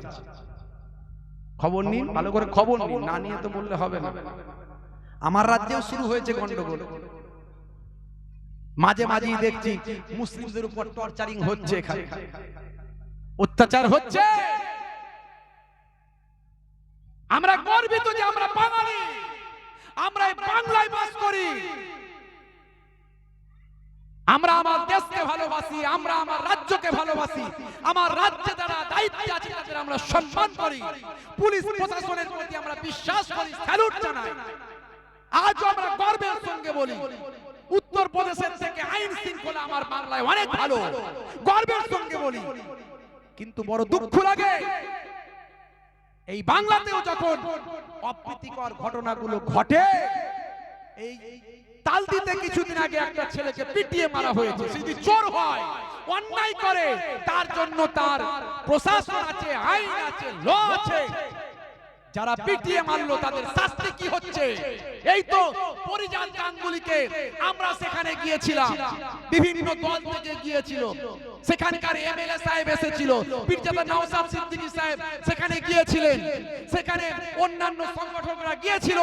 আমরাও লেকচারার্স অ্যাসোসিয়েশন অফ বেঙ্গলের পক্ষ থেকে আপনারা জানেন আলেম ওলামা বক্তা হুজুরদের নিয়ে আমাদের একটা সংগঠন আছে, প্রায় 100 জন বক্তা কম বেশি, যারা প্রতি রাত্রে কমপক্ষে 1 লক্ষ মানুষের কাছে কথা বলি। আমরা আমাদের আলোচনার টেবিলে যেটা ঠিক করব, এই কথাটা প্রত্যেক রাত্রে বলতে হবে, 1 লক্ষ মানুষের কাছে প্রতিদিন পৌঁছাবে। তারপরে তো মিডিয়া আছে, ভিউজ আছে, মিলিয়ন মিলিয়ন ভিউজ হতে পারে কোনো বক্তব্য। আমরা সেখানে কি হুঙ্কার দিয়েছিলাম? আমরা কোনো পলিটিক্যাল পারসন নয়, আমরা পথে যখন তখন নামি না, যখন তখন ধর্মগুরুরা পথে নামবে না, নামা সম্ভব নয়। কারণ তারা ধর্মের প্রতিনিধিত্ব করে, কোন পার্টির প্রতিনিধিত্ব করে না, কোন দলের প্রতিনিধিত্ব করে না। কিন্তু সমাজে যখন অরাজকতা তৈরি হবে, অন্যায় তৈরি হবে, তখন প্রয়োজনে যদি মনে করে যে এখানে বেরোনো উচিত, বেরোবে। ইন্টারন্যাশনাল নিউজ হয়েছিল দুর্গাপুর, আমরা দেখেছিলাম যে এখানে আমাদের যাওয়া উচিত। আমরা সেখানে প্রায় 20-25 জন বক্তা হুজুর, যারা ভাই আমার মুসলিম সমাজের যারা প্রতিনিধিত্ব করে বক্তব্যের জগতে, যাদের কথা লক্ষ লক্ষ মানুষ শুনে, আমরা সেখানে গিয়ে বলেছিলাম সরকারের বিরুদ্ধে, প্রশাসনের বিরুদ্ধে আমরা গর্জন করেছিলাম। শোনো, আমরা কোন পার্টির পলিটিক্যাল পার্টির প্রতিনিধিত্ব করতে এখানে আসিনি, আমরা এসেছি অন্যায়গুলোর বিরুদ্ধে। আমরা এখনো গর্ববোধ করি আমার রাজ্যকে নিয়ে, আমার রাজ্যের প্রশাসনকে নিয়ে গর্ববোধ করি। কিন্তু মাথায় রাখতে হবে, যদি এই কালপিট ধরা না পড়ে, তাহলে কিন্তু আমরা আমাদের বক্তব্য লাইন চেঞ্জ করব। কিভাবে বক্তব্য রাখলে মানুষের কাছে বার্তা দেওয়া যাবে? কারণ আমরা নিরপেক্ষতার সঙ্গে কাজ করি, আমরা প্রকাশ্যভাবে আজ পর্যন্ত কোনো পলিটিক্যাল পার্টিকে সাপোর্ট করতে বলিনি। কিন্তু প্রয়োজন হলে ভোটের আগে আমরা যদি ঘোষণা করি নিরপেক্ষভাবে যে এই দলকে ভোট দেওয়া উচিত, তাহলে আশা করি বাংলার একটা জাতি, ধর্ম, বর্ণ নির্বিশেষে, দল, মত, মাযহাব সিলসিলা বিশেষ তারা কিন্তু আমাদের কথাকে গ্রহণ করবে, কারণ আমরা কোনোদিন কোনো পলিটিক্যাল পার্টির পক্ষে বিপক্ষে ডাইরেক্ট কথা বলি না। আমরা কওমের কথা ভাবি, আমরা মানুষের কথা ভাবি, আমরা সংখ্যালঘু জনজাতির কথা ভাবি, আমরা পিছিয়ে পড়া মানুষের কথা ভাবি, সর্বোপরি আমরা দুর্বল অসহায় মানুষের কথা চিন্তা করি। আমরা সর্বোপরি জাতি ধর্ম বর্ণ সবার কথা নিয়ে আমরা ভাবি। বন্ধুরা আমার, এগুলো যে ঘটনাগুলো ঘটছে আসলে সোর্সের ভিতরে ভূত, সোর্সের ভিতরে ভূত। আপনার পাড়ায় 10টা করে দল, আপনার পাড়ায় 10টা দল, আপনি মার খেলে অন্যজন খুশি হয়, আপনি নিজেই তো ঠিক নাই, আপনি কি করবেন? আমি নিজেই ঠিক নাই, তা আমি কি করব? আল্লাহর নবী বলেছিলেন তোমরা ঐক্যবদ্ধ থাকো। ইন্নামাল মুমিনুনা ইখওয়াত, মুমিনরা হলো একে অপরের ভাই। আজকে আমরা সিলসিলা, মাযহাব, দল, মাসলাক, ফুরফুরা শরীফ, বেরলভী শরীফ, দেওবন্দি, আহলে হাদিস, লামাযহাবী, তাবলিগী, কত দল রে বাবু। তারপরেও আবার পার্টির দল আছে, আবার বুঝতে পারছেন, গ্রামে গ্রামে পার্টির দল আছে, আবার আছে না নাই? তাহলে আমরা এত ভাগে বিভক্ত, তাহলে আমরা মার খাবো না তো খাবে কারা? বড় দুঃখ লাগে। যে যার দল আছে, মত আছে, মাযহাব আছে, সিলসিলা আছে, পার্টি আছে, পলিটিক্স আছে, নিজের বুকে রাখো, কিন্তু কলেমাকে সামনে রেখে লা ইলাহা ইল্লাল্লাহু মুহাম্মাদুর রাসূলুল্লাহ, এই কালেমাকে সামনে রেখে আমরা যেন একে অপরের ভাই হতে পারি। মুসলমান মুসলমানের কালেমার ভাই, জোরে বলুন সুবহানাল্লাহ। ইসলামটা এত আত্মকেন্দ্রিক নয়, ইসলামের মধ্যে ব্রডনেস আছে, ব্যাপকতা আছে। শুধু মুসলমান মুসলমানের ভাই এটা বলা হয়নি, ইসলামের মধ্যে এত ব্রডনেস, এত ব্যাপকতা। ইসলাম বলেছে রক্তের সম্পর্কে সারা পৃথিবীর মানুষ তোমার ভাই, জোরে বলুন। তাহলে হিন্দু আপনার ভাই, খ্রিস্টান আপনার ভাই, জৈন বৌদ্ধ আপনার ভাই, কথা ঠিক না ভুল বলেন? মনে রাখবেন, এই যে এখন হিন্দু মুসলিম চলছে সমাজে, এই লড়াইটা কিন্তু হিন্দু মুসলিমের নয়, এই লড়াইটা হিন্দু মুসলিমের নয়। এক শ্রেণীর মানুষ ভোটের জন্য হিন্দু মুসলিম করছে, আর আমরা যখনই মুসলিম করব তখন তারা জিতে যাবে।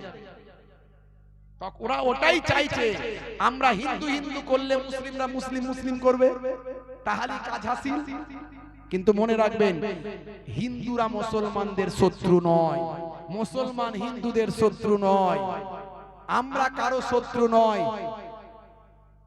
এই যেগুলো ঘটনাগুলো ঘটছে এগুলো বিধানসভা পর্যন্ত, বিধানসভার পরে দেখবেন যারা এতদিন বড় বড় মন্তব্য করছিল তারাই আবার ভালো ভালো কথা বলবে। এই জন্য বিধানসভার আগে পর্যন্ত আপনাকে আমাকে খুব সাবধানতা অবলম্বন করে চলতে হবে, মাথা গরম করলে চলবে না। আপনি দেখুন তো চাকরিতে মুসলমান ক পার্সেন্ট? আমি পশ্চিমবঙ্গের কথা বলছি, সারা ভারতবর্ষে তো আরো খারাপ অবস্থা। পশ্চিমবঙ্গের কথা বলছি 2%, তার থেকেও কম জায়গায় চলে যাচ্ছে। থানায় গেলে দেখবেন থানায় কত পার্সেন্ট মুসলমান যাচ্ছে? অনেক বেশি। কোর্টে গেলে দেখবেন অনেক বেশি, জেলখানাতে দেখবেন মুসলমান অনেক বেশি। বাস করি আমরা 30%। সবেতে আমরা ভালো জায়গায় কম, খারাপ জায়গাতে বেশি। যেখানে আমাদের বেশি হওয়া উচিত নয় সেখানে বেশি। মারছে কে? মুসলমান। মরছে কে? মুসলমান। আমার অমুসলিম হিন্দু পাড়ায় গিয়ে দেখুন তো, তাদের মধ্যে কোনো দ্বন্দ্ব আছে? নাই। তার রাতের বেলা একটা পার্টি, দিনের বেলা একটা পার্টি। কাকা সেদিন মিডিয়ায় দেখেছি, পেপারে দিয়েছিল পঞ্চায়েত ভোটের আগে 3 জন বৌমা একসঙ্গে রান্না করছে। আমার হিন্দু মায়েদের 3 মা একসঙ্গে রান্না করছে। একজন সিপিএম মনে হয়, একজন তৃণমূল, আর একজন মনে হয় বিজেপি না কোন একটা পার্টি। এই 3টে পার্টির 3 জন প্রার্থী একসঙ্গে রান্না করছে। তাহলে বলুন তো তারা কোন ভাবে কিভাবে জীবনযাপন করছে? আমরা মুসলমান, আল্লাহ রাসূলের নির্দেশকে মেনে চলতে হবে। হে তরুণ যুবকেরা, হে আমার বন্ধুরা শুনে রেখে দিন বাবা, জেনে রেখে দেন হে মুসলমান, যখন আপনি আমি ঐক্যবদ্ধ থাকবো তখনই আমার আপনার কথা সব জায়গায় গ্র্যান্ড হবে। আর যখন আপনি বিভাজিত হয়ে যাব তখন আমার আপনার কথার কোনো প্রাধান্য থাকবে না। হে মুসলমান একটু শুনুন, আপনাকে আমাকে ঐক্যবদ্ধ থাকতে হবে এবং রাসূলের সুন্নত তরিকা মানতে হবে। মুসলমান মুসলমানকে ভালোবাসুন, মুসলমান হিন্দু ভাইদের ভালোবাসুন, খ্রিস্টান জৈন বৌদ্ধের ভালোবাসুন, সারা পৃথিবীর মানুষের ভালোবাসুন। ভাইরা আমার, তরুণ যুবকেরা আমার, মুরব্বিয়ানেরা, দয়ার নবীর আদর্শ, দয়ার নবীর আখলাক চরিত্রটা একটু মেনে চলো। বন্ধুরা আমার, তরুণ যুবকেরা আমার, হে আমার মুরব্বিয়ানেরা, সেই নবী আপনাকে আমাকে শেখালেন ঘুম থেকে ওঠা থেকে ঘুমাতে যাওয়া পর্যন্ত কিভাবে জীবন যাপন করবে। আল্লাহর নবী 1450 বছর আগে যা বলেছেন আজকের যুগে সব বিজ্ঞান আর বাস্তবতায় পরিণত হয়েছে। ভাইরা আমার, তাই তো পৃথিবী বিখ্যাত অথার পণ্ডিতরা আজকে দয়ার নবীর শিষ্য। মিস্টার ব্রেইন থেকে শুরু করে, মিস্টার জোসেফ থেকে শুরু করে, মিস্টার রিচমন্ড থেকে শুরু করে, মিস্টার ভাই আমার মাইকেল জ্যাকসন থেকে শুরু করে, ইলিমা দিমাত প্রিয়াঙ্ক থেকে শুরু করে, হে তরুণ যুবকেরা, মঈন আলী খান হাসিম আমলা থেকে শুরু করে, আর এদিকে মেসুদ ওয়াজিদ থেকে শুরু করে সাদিও মানে পর্যন্ত পৃথিবীতে বড় বড় সেলিব্রিটি অথার পণ্ডিতেরা আজকে দয়ার নবীর শিষ্য হয়েছে। কথা ঠিক না ভুল বলেন? হ্যাঁ, কেন হয়েছে? তারা বুঝেছে যে আমার নবীর আদর্শই একমাত্র আমাদেরকে সঠিক পথ দেখাতে পারে। জোরে বলুন সুবহানাল্লাহ। তারা বুঝতে পেরেছে যে কোরআন যা বলেছে কোরআনের কথা মিথ্যা নয়, দয়ার নবী যা বলেছেন দয়ার নবীর কথা মিথ্যা নয়। সব আজকের যুগে only one book in the world, পৃথিবীর বুকে একটা কিতাব, যে কিতাবটা 1450 বছর ধরে অক্ষত অবস্থায় আছে। জোরে বলুন সুবহানাল্লাহ। পৃথিবীর কোন মানুষ একটা লাইন বদলাবে না। আমরা সঠিকভাবে দয়ার নবীর আদর্শ মানুষের কাছে পৌঁছাতে পারছি না, এটা আমাদের দুর্বলতা, এটা আমাদের দুর্বলতা। আমরা পৌঁছাতে পারছি না, নবী পাকের আদর্শ পৌঁছাতে পারছি না। হে তরুণ যুবকেরা, হে আমার বন্ধুরা, শুনে রেখে দিন বাবা, জেনে রেখে দেন হে মুসলমান একটু শোনেন, আল্লাহর নবীর সাহাবারা কেমন আদর্শ গ্রহণ করেছিলেন। ভাইরা আমার, নেতা মন্ত্রী খেলোয়াড় প্লেয়ার বড় বড় অথার পণ্ডিতেরা তারাও তো নবীর আদর্শ গ্রহণ করেছেন। নবী পাকের সাহাবীরা কেমন আদর্শ গ্রহণ করেছেন। হযরতে খলিফা সানি ওমর ফারুক রাদিয়াল্লাহু তাআলা আনহুর জামানা। হে তরুণ যুবকেরা, হে আমার মুরব্বিয়ানেরা, শুনে রেখে দিন, জেনে রেখে দিন, দুইজন ব্যক্তি একজন ব্যক্তিকে হযরতে ওমর ফারুক রাদিয়াল্লাহু তাআলা আনহুর দরবারে ধরে নিয়ে এসেছে। হযরতে ওমর ফারুক রাদিয়াল্লাহু তাআলা আনহুর দরবারে দুইজন ব্যক্তি একজন ব্যক্তিকে ধরে নিয়ে এসেছে। খলিফাতুল মুসলিমিন আমিরুল মুমিনিন সেই সময় বলেছিলেন, হে দুই যুবক, কেন এই ব্যক্তিকে আটকে ধরে নিয়ে এসেছো? সেই সময় ওই দুইজন বলেছিল, ও আমিরুল মুমিনিন খলিফাতুল মুসলিমিন হযরত ওমর ফারুক রাদিয়াল্লাহু তাআলা আনহু, এই ব্যক্তি হলেন আমাদের দুই ভাইয়ের পিতার হত্যাকারী। আর ইসলামের নিয়ম হলো খুনের বদলে খুন, হত্যার বদলে হত্যা, কিসাস আদায় করতে হবে, হত্যার বদলে হত্যা করতে হবে। এই ব্যক্তির শাস্তি চাই ফাঁসি, এর জন্য আপনার দরবারে ধরে নিয়ে এসেছি। এই ব্যক্তি আমাদের পিতাকে হত্যা করে ফেলেছে। এখন খুন খারাপি কমন হয়ে গেছে, কথা ঠিক না? কারণ বিচার ঠিক নাই, করা আইন নাই, শাস্তি করা নাই। যত বড়ই যাই হোক না কেন, কদিন পরে ঠিক জামিনে মুক্তি, কথা ঠিক না? কদিন পরে ঠিক মুক্তি পেয়ে যাচ্ছে, দেখে তো আবার এই পরিজাত ঢুকলো, কদিন পরে বেরিয়ে গেল, তো কি হবে? হে তরুণ যুবকেরা, হে আমার বন্ধুরা, শুনে রেখে দিন বাবা, জেনে রেখে দেন, কিন্তু ইসলামের আইন বড় কড়া। খুনের বদলে খুন, চুরি করলে হাত কেটে দাও।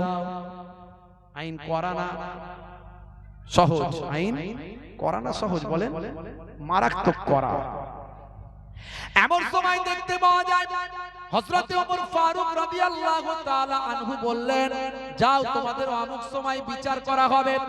ভাইরা আমার, বিচারের সময় যখন হাজির হলো, বহু মানুষ চারিদিক থেকে ঐক্যবদ্ধ হলো, সবাই বিচার শোনার জন্য এলো।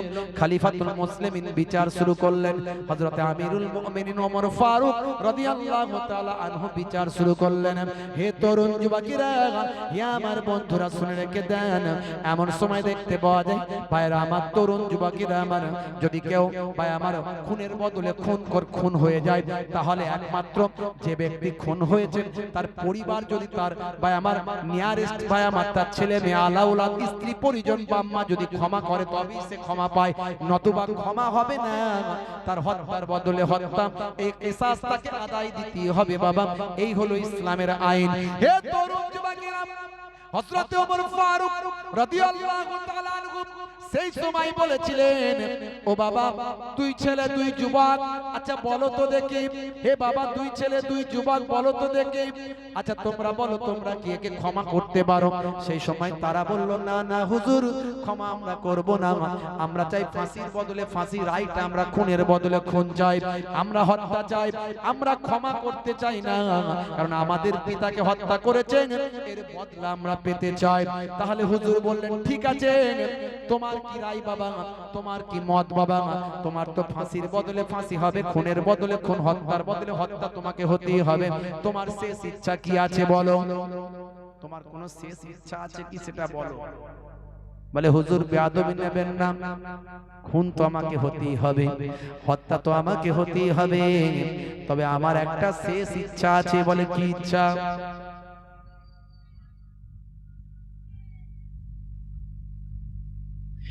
হে তরুণ যুবকেরা, সেই সময় দেখতে পাওয়া যায় খলিফাতুল মুসলিমিনের কথা শুনে ওই ব্যক্তি বলেছিল, হুজুর, আমার বাড়িতে আমি হলাম প্রধান, বড়, আমার ছোট ছোট ভাই আছে, বাম্মা আছে, আমাকে 3টে দিনের জন্য সময় দেয়া হোক, বাড়িতে আমি যাব, বাড়িতে গিয়ে আমি একটু সকলের সামনে একটু বুঝিয়ে দিয়ে আসব, একটু সবকিছু দায়িত্ব মানুষ সবকিছু অর্পণ করে আসব, আমাকে 3টে দিনের জন্য বাড়িতে যাওয়ার পারমিশন দেয়া হোক। 3য় দিনে সূর্য অস্ত যাওয়ার আগে আমি দায়িত্ব সহকারে আবার এসে হাজিরা দেব, আমার শাস্তি আমি মেনে নেব, কারণ আমি যা ভুল করে ফেলেছি অনিচ্ছাকৃত ভুল, আমি আসলে ইচ্ছাকৃতভাবে করিনি হুজুর। আসলে ওই ব্যক্তির পিতার একটা বাগান আছে, এই দুই ভাইয়ের আব্বার পিতার একটা বাগান আছে, আর আমার উটটা ওই দুই ভাইয়ের পিতার বাগানে চলে গিয়েছে। হঠাৎ করে অবেলা জানোয়ার বুদ্ধি নাই, তখন চলে গিয়েছে তাদের বাগানে। এমন সময় ওই দুই পিতার আব্বা একটা পাথর নিয়ে আমাদের উটকে মেরেছে। আমার উটকে মারার পরে উটটা রক্তাক্ত হয়েছে, আহত হয়েছে। আমি বড় আশ্চর্য হয়েছি, আমি বড় রাগান্বিত হয়েছি। হে তরুণ যুবকেরা, সেই সময় দেখতে পাওয়া যায় হযরতে ওমর ফারুক রাদিয়াল্লাহু তাআলা আনহুকে ওই ব্যক্তি যিনি হত্যাকারী তিনি সেই সময় বলেছিলেন, হুজুর, যখন আমার উটটা আহত হয়েছে, রক্তাক্ত হয়েছে, তখন আমি আমার ব্রেনটা ঠিক রাখতে পারিনি, মাথাটা ঠিক রাখতে পারিনি, আমিও রাগান্বিত হয়ে একটা পাথর নিয়ে এই দুই ভাইয়ের আব্বা ওই বাগানের মালিককে আমি ঝেড়েছি, মেরেছি। মারার সঙ্গে সঙ্গে বুঝতে পারিনি তিনি মারা যাবেন, ওই একটা আঘাতেই তিনি মারা গেলেন। আমি ইচ্ছাকৃতভাবে মারিনি হুজুর, অনিচ্ছাকৃতভাবে মারা গেছে। এখন উপায় কি হুজুর? ফাঁসি যখন আমার হবে, আমাকে 3টে দিনের জন্য সময় দিন। ইসলামের আইন যখন করা সেটা আমি জানি হুজুর, আমি তো ইচ্ছাকৃতভাবে মারতে যাইনি, কিন্তু তারপরেও তারা যখন আমাকে ক্ষমা দেবে না, আমার তো ফাঁসি হবে, তো আমাকে 3টে দিন সময় দেয়া হোক, মহালাত দেওয়া হোক, আমি বাড়িতে গিয়ে দায়িত্ব সহকারে আমার সমস্ত পরিবারের সবাইকে যে যার দায়িত্বগুলো বুঝিয়ে 3য় দিনে সূর্যাস্তের আগে আমি চলে আসবো। হে তরুণ যুবকেরা, হে আমার বন্ধুরা, শুনে রেখে দিন বাবা, জেনে রেখে দেন। হে মুসলমান, একটু লক্ষ্য করুন। সেই সময় হযরতে ওমর ফারুক রাদিয়াল্লাহু তাআলা আনহু বললেন, বাবা তুমি যে বাড়িতে যাবে, কিন্তু তোমাকে তো একটা তোমাকে তো একজনকে জিম্মেদারি করতে হবে, জিম্মেদারি, তোমাকে তো একজনকে জিম্মেদারি করতে হবে, জিম্মেদারি করতে হবে। হে তরুণ যুবকেরা, জিম্মেদারি মানে দায়িত্ব ভাগ করে দিতে হবে, দায়িত্ব বুঝিয়ে দিতে হবে। তোমার জায়গায় একজনকে দায়িত্ব দেওয়া হবে, তুমি যদি না আসো তাহলে তোমারই তারই ফাঁসি হবে, কারণ তুমি যদি না আসো তার জায়গায় তাকে থাকতে হবে। একে বলা হয় জিম্মেদারি। তুমি যদি না আসো তার জন্য একজন জিম্মেদারি করতে হবে। যদি তুমি জিম্মেদারি একজন ঠিক করতে পারো তাহলে তোমাকে 3 দিনের জন্য মাহালাত দেওয়া যাবে। হে তরুণ যুবকেরা, হে আমার বন্ধুরা, শুনে রেখে দিন বাবা, জেনে রেখে দেন। হে মুসলমান, একটু লক্ষ্য করুন, সেই সময় ওই দোষী বালক মানুষটি, দোষী যুবকটি বাবা ভাই আমার, হত্যাকারী যুবকটি ওই হাজার হাজার মানুষের মাঝখানে আওয়াজ দিয়ে বলেছিল, কে হবেন আমার মতো একজন ব্যক্তির জিম্মেদারি? একজন কি জিম্মেদারি হতে পারেন? আমার বাড়ি যাওয়ার খুবই প্রয়োজন, আমি মাত্র 3টে দিনের জন্য যাব, সূর্যাস্তের আগে, 3য় দিনে সূর্যাস্তের আগে ফিরে আসব। কে আমার জিম্মেদারি হতে পারেন? কে আমার জিম্মেদারি হতে পারেন? এইভাবে বারবার চিৎকার করার পরে পেছন দিক থেকে একজন বৃদ্ধ মানুষ হাত তুললেন। তিনি আর অন্য কেউ নন, তিনি হলেন হযরতে আবু জার গাফফারি রাদিয়াল্লাহু তাআলা আনহু। আল্লাহর নবী একজন সাহাবী, তিনি জিম্মেদারির দায়িত্ব নিলেন। কেউ জিম্মেদারির দায়িত্ব নিচ্ছিল না। ভাই কেন বিপদ ডেকে নগরে ভাই, যদি বাইচান্স না আসে তখন কি হবে? কথা ঠিক না ভুল? দায়িত্ব বড়, দায়িত্ব বড় বিপদ, বুঝতে পারছেন? দায়িত্ব নেওয়া বিরাট ব্যাপার। দায়িত্ব ঠিকঠাক যদি নিভাতে পারেন ঠিক আছে, না হলে কিন্তু গতি খারাপ, গতি খারাপ। দায়িত্ব নেওয়া যত সহজ, দায়িত্ব পালন করা তার থেকে কঠিন। কি ঠিক নাকি ভুল বলে? দায়িত্ব পালন করা তার থেকে অনেক বেশি কঠিন। এই দেখছেন তো নেপালে কি হচ্ছে? নেপালে দেখেছেন? হ্যাঁ, নেপালে স্বরাষ্ট্রমন্ত্রী, ভাইরা আমার, স্বরাষ্ট্রমন্ত্রী তার স্ত্রী তাকে জ্যান্ত জ্বালিয়ে দিয়েছে, মন্ত্রীর বউকে। চিন্তা করতে পারেন? আর মন্ত্রীরা সব ভাই আমার আন্ডার প্যান্ট পরে ছুটছে, তাও জনগণ মারছে, আবার উড়ে উড়ে মারছে। ভিডিওতে দেখেছেন উড়ে উড়ে মারছে, বুঝতে পারছেন? দায়িত্ব নেওয়া যেমন সহজ, দায়িত্ব পালন করা বিরাট কঠিন। এখন তো দিনকাল বদলে গেছে। এই যে চেয়ার, এই যে গদি, এমন মজার জিনিস, একবার পেলে কেউ ছাড়তে চায় না, বুঝতে পারছেন? বলে সারা জীবন থাকবে, সারা জীবন থাকবো। আর জনগণ তাই ঠিক করে নিচ্ছে, আস্তে আস্তে দেখছি লাইনটা অন্যদিকে চলে যাচ্ছে আস্তে আস্তে। আর মানুষ যেন সেই ভোটের উপরে ভরসা রাখতে চাইছে না, কারণ ভোট হলেও তো সেই মানুষের মত অনুযায়ী আসছে না। সে তার ক্ষমতায় ইভিএম হ্যাক করে, হাই ব্যালট পেপার চুরি করে, হাই খেয়ে নিয়ে, হাই লাইট বন্ধ করে দিয়ে যে কোনো ভাবে ঠিক হয়ে যাচ্ছে। জনগণের আশা পূরণ হচ্ছে না, তো কি করবে? জনগণ এবার থেকে এই যে শুরু করেছে, দেখছি সব উড়িয়ে দিচ্ছে, সব ধুলোর মতো উড়িয়ে দিচ্ছে সব একদম, বুঝতে পারছেন? যদিও এটা কাম্য নয়, কত মানুষ মারা যাচ্ছে, বড় দুর্ভাগ্য, বড় দুর্ভাগ্য, দুঃখজনক ব্যাপার। অথচ ইসলামের নিয়ম নীতি কত আদর্শ ভালো ছিল। ইসলামে গণতন্ত্রের উপর নির্ভর করতে বলা হয়েছিল, গণতন্ত্র মেনে চলতে বলা হয়েছিল। অথচ আরব দেশগুলো তো এখন রাজতন্ত্র চলছে না, চলেনি? আরব দেশগুলোর রাজাগুলো ইসলামের নির্দেশ মেনে চলছে না। এই জন্য আজকে সারা বিশ্বে আজকে অশান্তির আগুন দাউ দাউ করে জ্বলছে। হে তরুণ যুবকেরা, হে আমার বন্ধুরা, শুনে রেখে দিন বাবা, জেনে রেখে দেন। হযরতে আবু আইয়ুব আনসা আবু জার গাফফারি রাদিয়াল্লাহু তাআলা আনহু সেই সময় যখন দায়িত্ব নিলেন, ভালো করে শুনুন। হযরতে আবু জার গাফফারি রাদিয়াল্লাহু তাআলা আনহু যখন দায়িত্ব নিলেন, তখন সেই ব্যক্তি চলে গেলেন, 3 দিনের জন্য চলে গেলেন। 3 দিন পরে যথা সময়ে হযরতে আবু জার গাফফারি রাদিয়াল্লাহু তাআলা আনহু তিনি সেখানে হাজিরা দিলেন। সেই ব্যক্তির আশায় তিনি আসবেন, আরো মানুষজন, হাজার হাজার মানুষ উপস্থিত হলো। সূর্য ডোবার আগেই তার বিচার হবে, সূর্য ডোবার আগেই তাকে আসতে হবে। দেখতে দেখতে অনেক সময় হয়ে গেল, এখনো পর্যন্ত সেই ব্যক্তি আসে না। হে তরুণ যুবকেরা, ঠিক সূর্য ডোবার আগে ওই ব্যক্তি এসে সেখানে হাজিরা দিল হন্তদন্ত হয়ে। এক্ষুনি শেষ করব, বিদায় নেব, আমার সময় হয়ে গেছে বাবা, আর একটা প্রোগ্রামে যেতে হবে, মানুষ ছাড়ে না, কি করব। মাশাআল্লাহ, পরবর্তী আমার যিনি অতিথি, আপনাদের মেহমান, তিনি এসে হাজিরা দিয়েছেন, সুনামধন্য বক্তা, আমার অত্যন্ত প্রিয় মানুষ, মাশাআল্লাহ, তিনি আসবেন। হে তরুণ যুবকেরা, হে আমার বন্ধুরা, শুনে রেখে দিন বাবা, জেনে রেখে দেন। হে মুসলমান, একটু লক্ষ্য করুন, সেই সময় দেখতে পাওয়া যায় হযরত ওমর ফারুক রাদিয়াল্লাহু তাআলা আনহু, তিনি বললেন, হে যুবক, তুমি তোমার তো একজন জিম্মেদারি একজন নিয়েছিল, তুমি যদি না আসতে তাহলে তোমার জায়গায় তাকে ফাঁসি হতে হতো, হযরতে আবু জার গাফফারি হুজুরকে ফাঁসি দেওয়া হতো, তো তুমি তো নাও আসতে পারতে। 3 দিন কেটে গেছে, তুমি তো পালিয়ে গেলে, এখন তো পালিয়ে যেতে পারতে, তুমি কেন এলে? কোন টান তোমাকে এখানে নিয়ে এলো? কোন শক্তি তোমাকে তোমার কথা রাখতে বাধ্য করলো?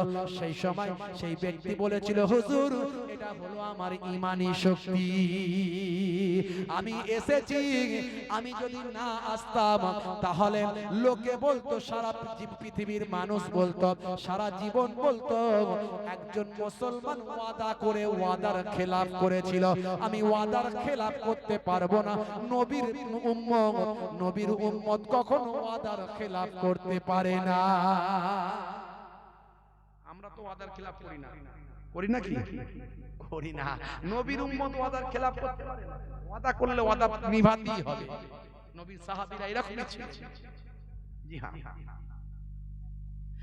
হে তরুণ যুবকেরা, এমন সময় দেখতে পাওয়া যায় হযরত ওমর ফারুক রাদিয়াল্লাহু তাআলা আনহু, হযরত আবু জার গাফফারি রাদিয়াল্লাহু তাআলা আনহু প্রবীণ সাহাবীকে বললেন, আপনি তো একজন প্রবীণ সাহাবী, আল্লাহর নবীর স্নেহধন্য সাহাবী, এত বড় জাইয়্যিদ সাহাবী, সারা পৃথিবীর মানুষ আপনাকে চেনে, হে আবু জার গাফফারি, আপনি কেন ওই ব্যক্তির জিম্মেদারির দায়িত্বটা আপনি কেন নিলেন? সেই সময় হযরত আবু জার গাফফারি চোখ ভরা পানি, মুখ ভরা বেদনা নিয়ে বললেন, এখন ওই ব্যক্তির একজন জিম্মেদারির দরকার ছিল, বারবার আওয়াজ দিয়ে বলছিল, কে হবে আমার জিম্মেদারি, কে হবে? কোন মানুষ আওয়াজ দিচ্ছিল না। এই সময় আমি আবু জার গাফফারি, আমি যদি আওয়াজটা না দিতাম তাহলে পৃথিবীর মানুষ বলতো একজন মুসলমানের জিম্মেদারির প্রয়োজন ছিল। এত সে চিৎকার করলো, কোন মুসলমান তার জিম্মেদারির দায়িত্ব মোটাঙা গ্রহণ করলো না। সারা পৃথিবীর বুকে মুসলমানের বদনাম হতো। একজন মুসলমানের প্রয়োজন ছিল জিম্মেদারির, আর একজন কেউ মুসলমান তার জিম্মেদারি নিল না।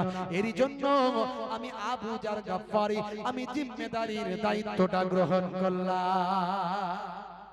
জোরে হবে না? জোরে হবে না? হে তরুণ যুবকেরা, হে আমার মুরব্বিয়ারা, এই ঘটনাগুলো শোনার পরে সেই সময় দেখতে পাওয়া যায়, সেই সময় লক্ষ্য করা যায়, ওই দুই ভাই চোখ ভরা পানি, বুক ভরা বেদনা নিয়ে বললেন, আমরা দুই ভাই ঠিক করলাম, এই ব্যক্তিকে আমরা ক্ষমা করলাম, রক্তপণ মাফ করে দিলাম, এই ব্যক্তিকে আমরা মুক্তি দিলাম। হযরতে ওমর ফারুক হুজুর বললেন, কি ব্যাপার, কেন এতদিন ধরে এই চলছে, তোমরা বললে না আমরা ক্ষমা করব না, মাফ করব না, আমরা রক্তপণ মুক্তি দেব না, তোমরা বললে এখন কেন দিলে? বলে, হুজুর, আমরা বিগলিত হয়ে গেছি, আমরা আজকে আবির্ভূত হয়ে গেছি, আমার নবীর আখলাক কত সুন্দর, কত সুন্দর চরিত্র, আজকে যদি আমরা দুই ভাই, আমাদের এই ভাইকে যদি ক্ষমা না করি, সারা পৃথিবীর মানুষ বলবে একজন মুসলমান অনিচ্ছাকৃতভাবে একটা মানুষকে হত্যা করেছে, হত্যা করার তার ইচ্ছা ছিল না, কারণ সেই মানুষটা এই ব্যক্তির উটকে আঘাত করেছে, এও আঘাত করার ইচ্ছা ছিল কিন্তু হত্যা হয়ে গেছে। এই মানুষটা ক্ষমা প্রার্থনা করেছিল, একজন মুসলমান ক্ষমা ভিক্ষা চেয়েছিল, অপর দুই মুসলমান তাকে ক্ষমা ভিক্ষা দিল না। এরই জন্য আমরা ঠিক করেছি আমাদের এই ভাইকে আমরা ক্ষমা করে দিলাম। জোরে হবে না? এই হলো নবীর আদর্শ। সে আদর্শ আখলাককে বাস্তবায়িত করুন, নিয়ে চলে আসুন, ভাইকে নিয়ে চলে আসুন।